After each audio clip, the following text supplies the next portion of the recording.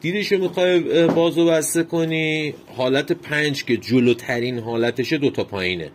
حالا به ترتیب یه ذره عقب‌تر، یه دونه بالا یه دونه پایین، یه ذره عقب‌تر پایین بالا، چه میدونم 2 تا بالا هم که میشه عقب‌ترین حالت چسبیده به در. سیف مود و ایمیونیتی هم همیشه بده بالا، برای حالت بارونی و برفیه که میزنی بالا که چه میدونم این برعکس و انعکاس و اینا رو مثلا نشون نده.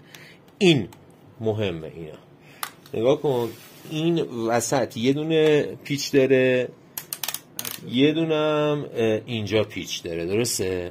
این پیچ ها خب چیکار میکنه؟